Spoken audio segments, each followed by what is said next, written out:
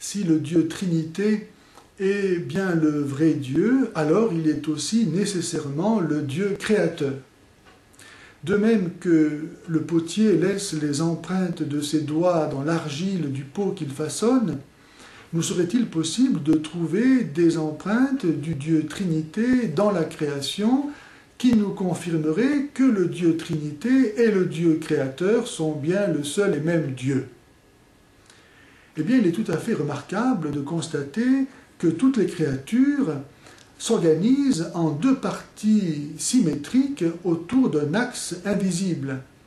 Ainsi, par exemple, de l'horizon, autour duquel s'organisent le ciel et la terre.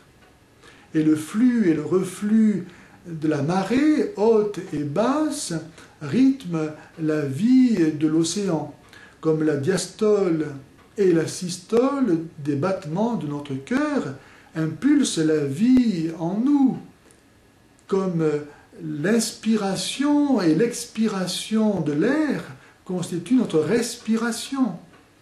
Et à l'image du Dieu Trinité, ou l'Esprit Saint, et ce mouvement, esprit et respiration, c'est la même racine, ce mouvement du Père qui s'exprime dans sa parole, dans son Verbe, et du Verbe qui exprime en retour le Père.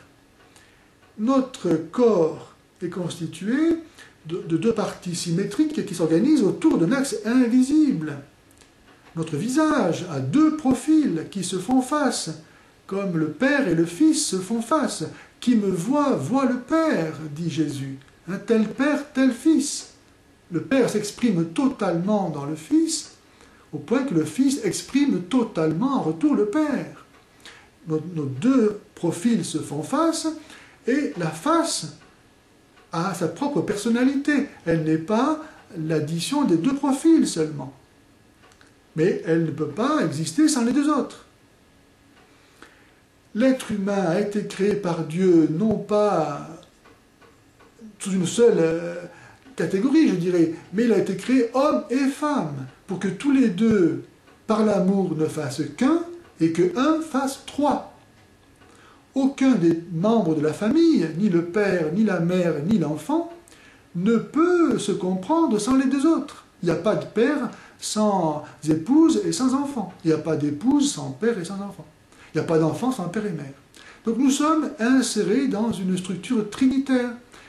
L'être humain lui-même entretient des relations qui sont filiales, fraternelles et paternelles. Relations trinitaires, à l'image de Dieu qui est relation, qui est Père, Fils et Esprit. Mais la structure trinitaire de notre être ne s'arrête pas là. Notre esprit, à l'image de Dieu qui est esprit, est lui-même composé de trois facultés spirituelles que sont l'intelligence, la volonté et la mémoire. Et aucune des trois ne peut fonctionner sans les autres. L'intelligence pour connaître la vérité que lui montre la volonté pour choisir le bien que lui montre l'intelligence, et la mémoire pour garder ce bien, cette vérité, et en jouir. Nous existons dans le temps qui se divise en passé, présent et futur. Nous sommes dans l'espace qui a trois dimensions et dont la perception nous est possible grâce aux trois plans perpendiculaires formés par les trois canaux semi-circulaires de l'oreille interne. Toutes les couleurs sont obtenues à partir des trois couleurs primaires que sont le bleu, le rouge et le jaune. L'eau existe sous une forme soit liquide, soit gazeuse, soit solide. Le feu éclaire, réchauffe et consume. Nous pourrions trouver beaucoup d'autres exemples de la structure trinitaire de la création. Mais, pour prendre un exemple encore, le nom divin en hébreu exprime cette structure trinitaire du vrai Dieu. Par exemple, la première lettre du nom divin, qui est un yod, qui est un point, pour exprimer donc la personne du Père qui est au commencement. C'est pourquoi elle est la plus simple. Donc on va l'exprimer par un point.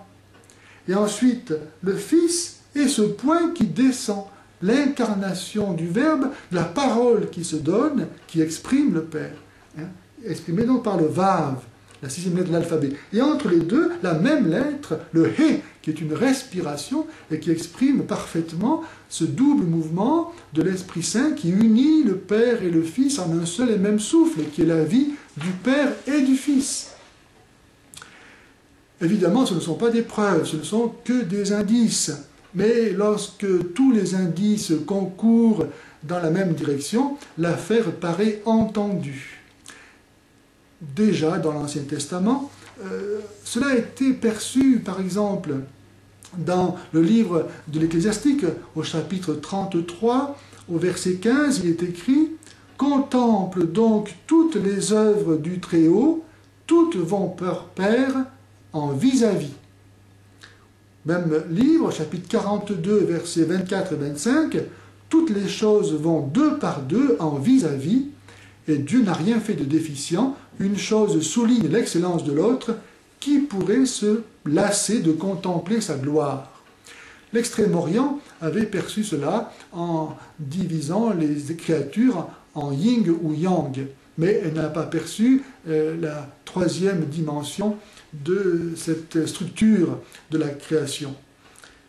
Comme je le disais, ce ne sont que des indices, mais lorsque tous les indices concourent dans la même direction, l'affaire paraît entendue.